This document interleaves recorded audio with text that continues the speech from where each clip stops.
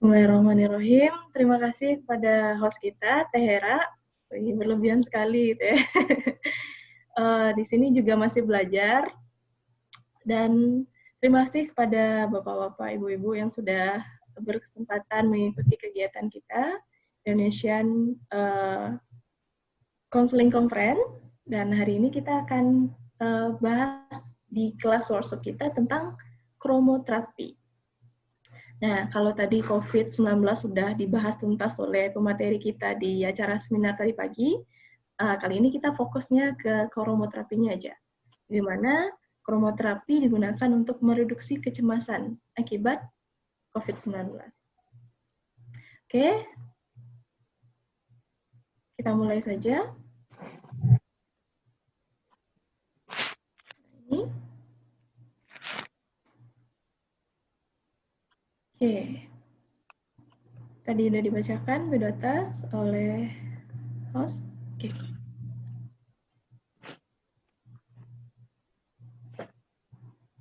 Nah, mata manusia bisa melihat lebih dari 7 juta warna. Yo, siapa yang baru tahu hari ini? Nah, 7 juta. 7 juta itu berapa banyak ya? Kalau seandainya kita nominalkan itu sebagai uang, kita bisa beli berapa buah permen dari 7 juta. Nah, itu sangat luar biasanya mata manusia ciptakan oleh Tuhan, kita bisa melihat lebih dari 7 juta warna. Nah, mungkin bagi ibu-ibu mungkin lebih banyak lagi warnanya. Kalau bapak-bapak warnanya cuma merah, hijau, kuning, hitam. Kalau ibu-ibu tuh ada warnanya baby pink, ada baby blue, ada pink baby, ada magenta, dan lain sebagainya. Nah, itu. Jadi dari awal memang kita diciptakan oleh Tuhan kita dengan karunia yang luar biasa, mata kita bisa melihat berbagai macam bentuk warna yang telah diciptakannya di bumi ini. Nah, pernah nggak merasakan perasaan yang berbeda saat melihat suatu warna? Misalnya ketika kita keluar, di kiri kanan kita ada pohon warna hijau, lalu kita jalan lagi ada seseorang memakai pakaian berwarna tertentu. Pernah nggak merasa perasaan berbeda saat melihat warna itu? Atau mungkin bukan hanya melihat, tapi juga termasuk mendengar, menyentuh, ataupun mengecap. Saat kita mendengar seseorang mengatakan warna tertentu, kita merasa nyaman. Atau ketika menggunakan pakaian dengan warna tertentu, kita merasa risih atau mungkin bahagia. Dan bahkan untuk makanan juga. Kita lebih cenderung memakan makanan dengan warna yang kita suka. Coba, pernah nggak merasakan perasaan yang seperti itu? Nah, jadi bagaimana sih warna mempengaruhi kita? Sebelum kita bahas tentang bagaimana kromoterapi, kita bahas dulu bagaimana warna mempengaruhi kita sebagai manusia. Oke, pertama, warna adalah salah satu bahasa jiwa. Lihat saja lukisan yang terinspirasi atau meditatif. Biasanya, lukisan-lukisan abstrak khususnya, si pelukis, mereka membahasakan jiwanya, ekspresinya itu lewat warna-warna. Nah, mungkin kita pribadi juga. Coba lihat di lemarinya, koleksi pakaiannya warna apa? Nah, itu bisa jadi salah satu bahasa jiwa kita, bahasa kepribadian kita untuk mengekspresikan kita itu siapa lewat warna. Nah, lalu kemudian warna dapat mempengaruhi suasana hati, emosi, dan keadaan pikiran kita. Ini sebenarnya terjadi setiap saat di lingkungan kita berdasarkan apa yang kita lihat, kita tonton, dan kita baca. Ketika suasana sejuk, lalu kita berjalan di bawah pohon yang hijau, ada perasaan tenang di situ, perasaan nyaman. Atau mungkin ketika kita lewat, sudah musim panas, kita melihat seseorang dengan pakaian orange yang nyentrik, itu bagaimana perasaan kita? Ada perasaan yang terganggu dengan itu. Nah, jadi begitulah warna dapat mempengaruhi suasana hati kita, emosi maupun keadaan pikiran kita. Nah, warna memiliki dampak pada rasa kesejahteraan atau ketidaknyamanan. Biasanya ini lebih kepada tempat-tempat yang kita anggap sebagai tempat yang nyaman, misalnya tempat tidur kita. Biasanya kita memberikan warna atau warna cat dinding kah atau interior kah itu sesuai dengan apa yang nyamannya kita lihat. Kalau seandainya orang yang tidak nyaman dengan warna merah, biasanya mereka enggan meletakkan barang yang berwarna merah di ruangannya. Nah, sedapat mungkin pasti kita mendesain ruangan itu sesuai dengan warna yang kita rasa akan membuat kita nyaman atau sejahtera. Nah, kemudian menggunakan dan menghindari warna-warna tertentu adalah cara ekspresi diri untuk menjelaskan kepribadian kita. Nah, tentu kita ada yang tidak suka warna tertentu atau sangat suka warna tertentu. Nah, kita pernah lihat beberapa mungkin kayak di Instagram ataupun di YouTube atau media sosial lainnya yang mungkin selebgram itu mereka punya kamar yang warnanya pink semua atau hijau semua. Itu bisa menjadi cara untuk mengekspresikan diri, kepribadiannya. Nah, nanti untuk makna warna kita akan bahas berikutnya. Kemudian, warna mempengaruhi cara pandang kita. Nah, bagaimana warna bisa mempengaruhi cara pandang kita? Ketika langit-langit rumah, itu kalau dicat dengan warna putih, itu seakan terlihat tinggi. Atau misalnya kalau dicat dengan warna gelap, seakan terlihat pendek. Nah, itu seperti mengubah cara pandang kita. Atau ketika seseorang dengan cuaca yang panas, yang seperti contoh tadi, memakai pakaian yang warnanya silau sekali, membuat kita enggan mendekatinya. Atau seperti ada perasaan tidak nyaman. Nah, itu cara pandang kita lagi. Nah, lalu warna memiliki makna simbolis yang langsung dikenali oleh alam bawah sadar kita. Kalau kita menyukai, misalnya gini, biasanya kaum ibu-ibu nih, kalau belanja, pernah sadar nggak kalau seandainya barang-barang yang kita ambil itu secara nggak sadar, kita ambil warna-warna yang kita suka aja. Atau coba cek lemarinya deh. Jangan-jangan warna bajunya itu-itu aja. Nah, itu yang masuk ke dalam alam bawah sadar kita. Ketika kita suka suatu warna, sadar atau tidak sadar, kita cenderung untuk memilih warna tersebut. Nah, harus dikatakan bahwa tidak semua warna yang sama untuk semua orang dan semua budaya. Nah, jadi ada suatu warna, misalnya seseorang ini menyukai pink, belum tentu semua orang suka warna pink. Atau ketika seorang ini sangat suka warna orange, pasti ada orang yang tidak suka warna orange. Jadi itu, tidak semua warna itu mungkin punya arti yang sama untuk setiap orang. Bisa jadi, misalnya kita seperti warna merah, yang sepertinya hangat atau berani, tapi beberapa orang tidak suka karena mungkin dia mengartikan lain warna merah itu. Gitu. Lalu, apa yang kita rasakan sebagai warna sebenarnya adalah panjang gelombang energi elektromagnetik. Ini kalau seandainya masih ingat pelajaran tentang warna, ini kita tahu ini adalah panjang gelombang energi elektromagnetik. Kemudian frekuensi-frekuensi ini tercermin dari benda-benda di sekitar kita. Dia tercermin dari benda itu, lalu dibaca oleh mata dan ditafsirkan oleh otak. Oh ya, itu warna kuning. Oh ya, itu warna hitam. Oh ya, itu warna merah. Setiap warna memiliki frekuensi tersendiri, dan cahaya putih adalah gabungan dari semua frekuensi warna. Nah, lalu bagaimana dengan kromoterapi?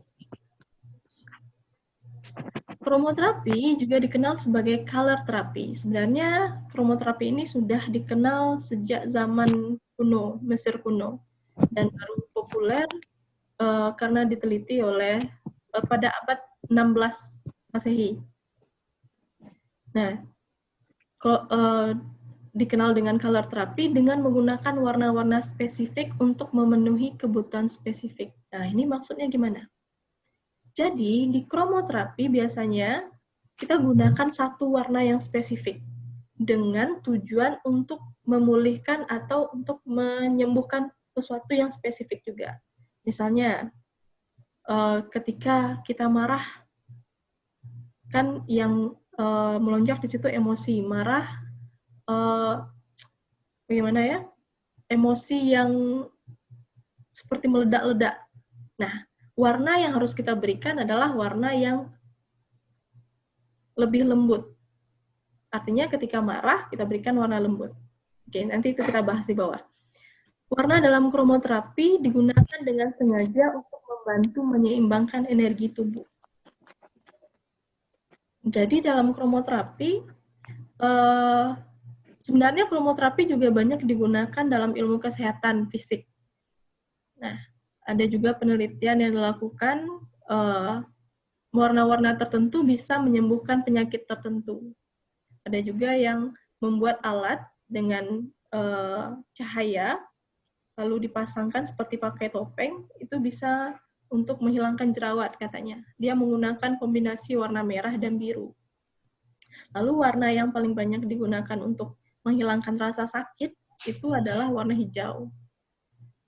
Nah, sementara untuk kita di sini, kita nggak akan bahas yang tentang fisik, kita cuma akan bahas tentang yang psikologisnya saja.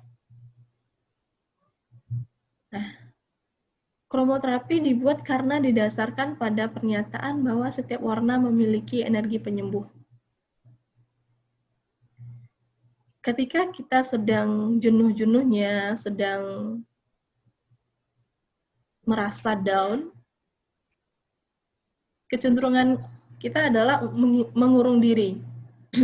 Misalnya seperti orang depresi, mereka lebih cenderung mengurung diri daripada melihat keluar.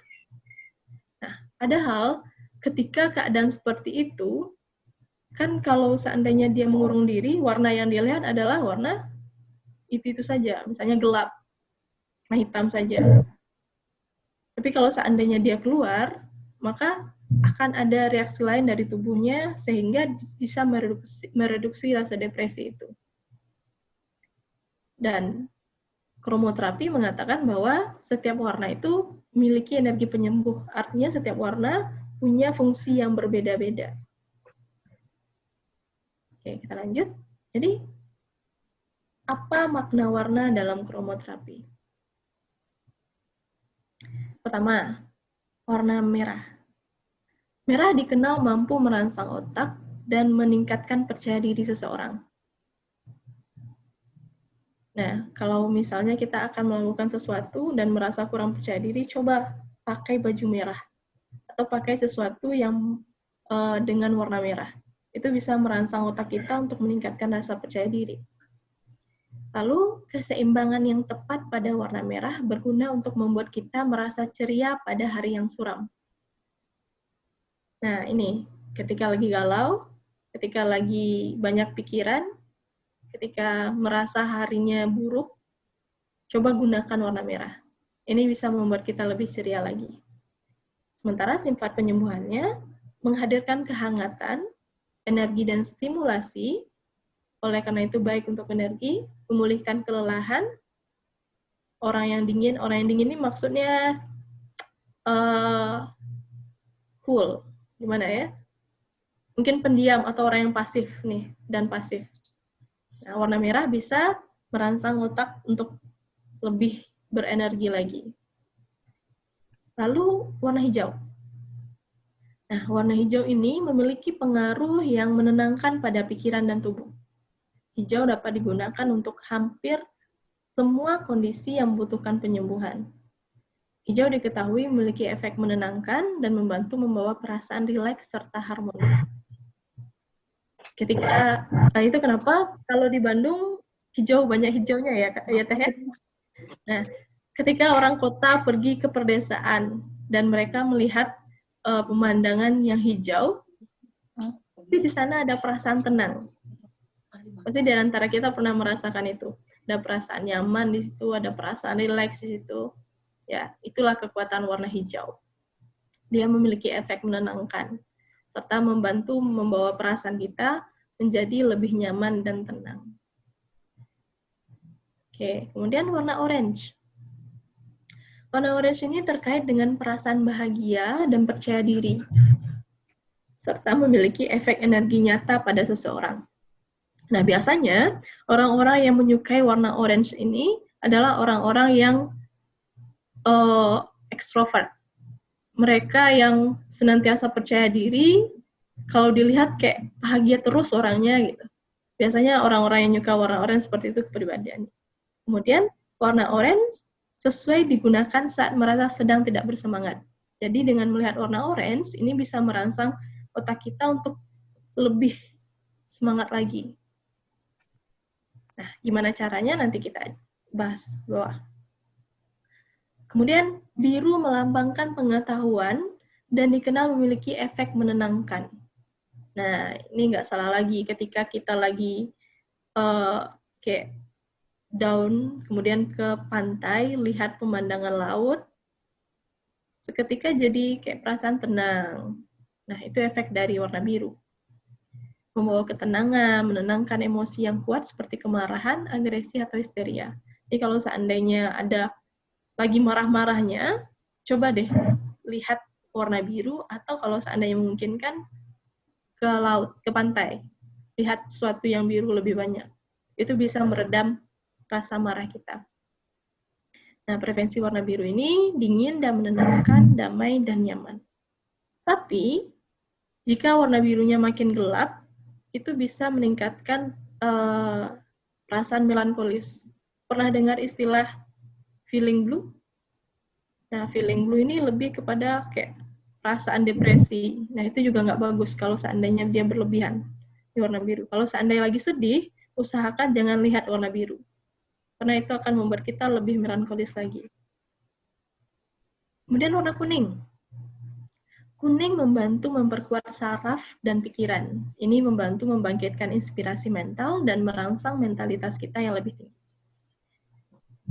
Nah, kalau seandainya warna kuning ini dipasangkan, kita gunakan, atau baju kuning kita gunakan saat merasa sedih, ini bisa meningkatkan mentalitas kita lebih tinggi lagi.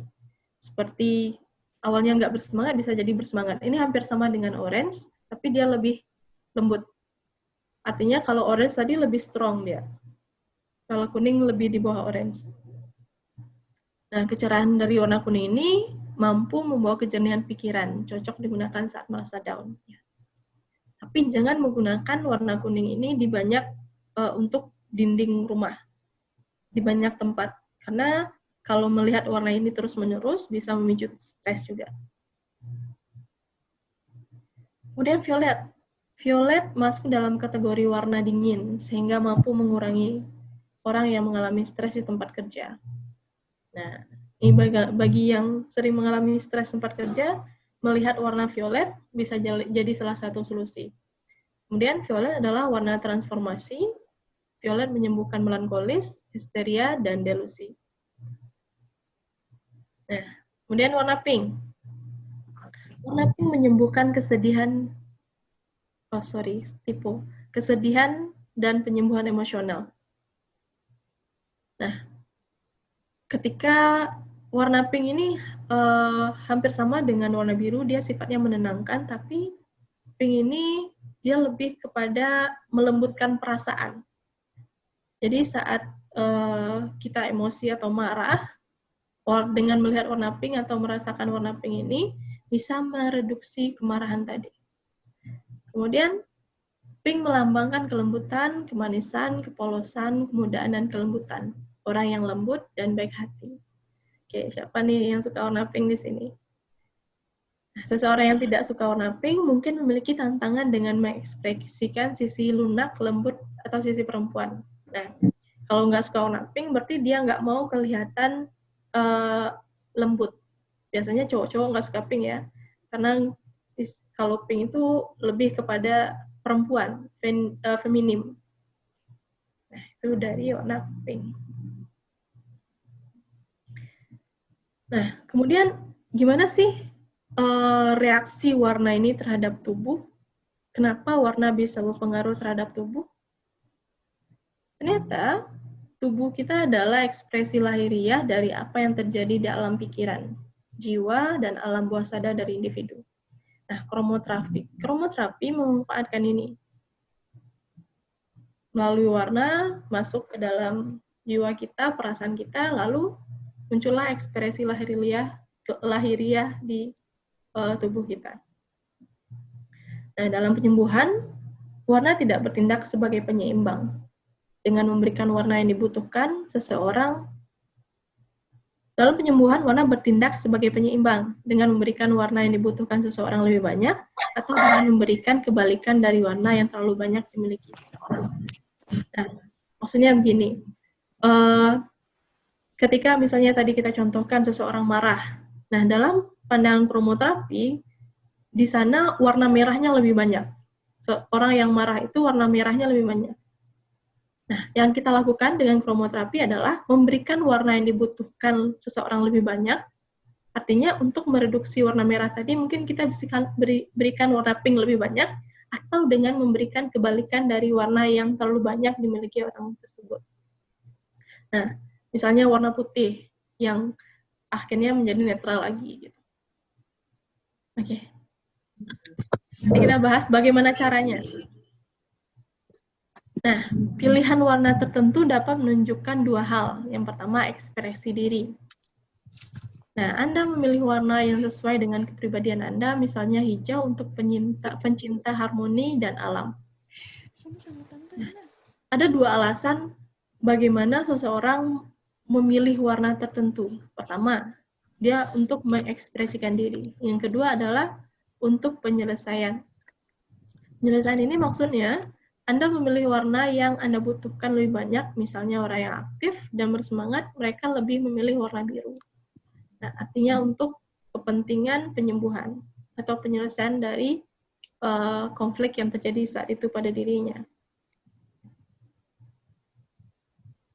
Nah, sekarang bagaimana caranya kita menggunakan kromoterapi itu sendiri?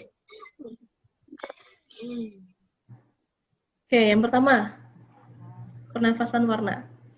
Nah, kan kita udah bahas tentang makna warna dalam kromoterapi.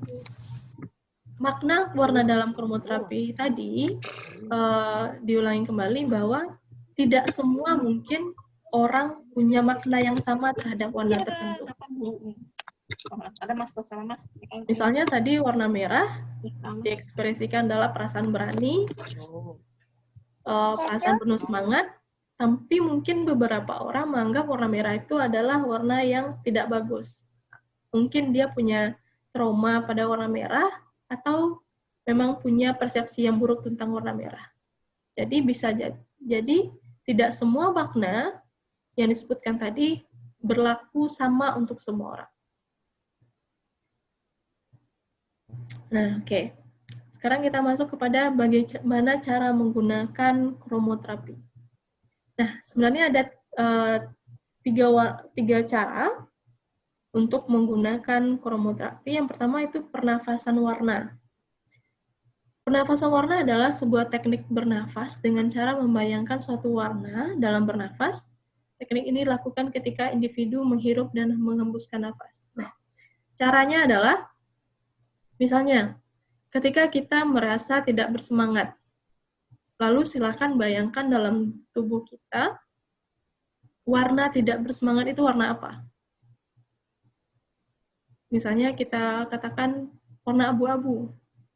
Nah, oke, jadi warna tidak bersemangatnya adalah abu-abu. Kemudian warna semangatnya warna apa? Kita bisa tanyakan klien kita, warna semangatnya warna apa? Misalnya warna pink. Nah, melalui teknik pernafasan warna ini, kita minta dia untuk menghembuskan warna abu-abu dan dia menghirup warna pink. Jadi seperti penggantian warna gitu dalam tubuhnya. Jadi kita minta dia rileks terlebih dahulu, lalu membayangkan warna abu-abu itu memenuhi dirinya, lalu kita suruh keluarkan yang warna abu-abu itu, rasa tidak semangat tadi. Lalu ganti dengan warna pink untuk mengganti warna abu-abu yang keluar tadi dengan warna pink. Lakukan sampai klien kita benar-benar merasa warna pink itu sudah mengisi seluruh tubuhnya. begitu pernafasan warna. Jadi melalui teknik menarik dan menghembuskan. Nah, yang dicontohkan tadi itu kan makna warna menurut si kliennya. Nah, kita juga bisa menggunakan makna warna menurut kromoterapi tadi. Nah, itu tergantung dengan kliennya. Lalu, teknik meditasi. Nah, teknik meditasi ini adalah membayangkan atau berimajinasi dengan memusatkan perhatian pada objek yang bersifat visual atau yang mengandung warna-warna, dan dari bayangan itu yang dimunculkan mampu memberikan efek relaksasi pada tubuh. Meditasi warna ini tidak seperti meditasi yang kita bayangkan, bisa jadi seperti itu, bisa jadi tidak. Nah, di teknik meditasi kromoterapi, biasanya lebih cocok digunakan pada tempat yang memang tenang, kemudian sudah ada warna yang disukai itu di situ, atau warna penyembuh itu di situ. Misalnya di taman, dengan dia warna hijau. Nah, dia melihat objek di situ adalah perpohonan warna hijau, rumputan warna hijau. Di situ melakukan meditasi dengan memusatkan pikirannya terhadap warna objek itu. Lalu memasukkan warna itu ke dalam dirinya. Nah, setelah itu nanti akan memberikan efek relaksasi terhadap tubuh. Dan apakah bisa dilakukan dalam ruangan? Bisa. Nah, mungkin kita perlu menstimulus dengan meletakkan benda yang berwarna itu, berwarna tertentu tersebut. Misalnya layar, kita bisa pilih layar apa di komputer kita, lalu lakukan meditasi di situ, juga bisa seperti itu. Nah, kemudian air solarisasi. Nah, berbeda dengan teknik sebelumnya, dua teknik sebelumnya, air solarisasi ini terapi dengan media botol, gelas, atau air, di mana salah satu dari ketiga media itu harus diberi air dan harus memiliki warna. Dan warnanya ini tidak harus dari airnya, bisa dari warna botolnya. Kemudian mungkin bisa diberikan air biasa, lalu diminum. Nah, di sini dasarnya adalah dengan membayangkan ketika kita minum air dari botol yang berwarna itu, kita sedang memasukkan kekuatan warna itu ke dalam tubuh kita. Atau ketika kita minum air dengan warna tertentu, kita sedang memasukkan kekuatan warna dari air minuman itu ke dalam tubuh kita. Nah, seperti itu air solarisasi. Sudah habis saja ternyata, Tehera. Oke, mungkin kita bisa lanjutkan dengan sesi berikutnya.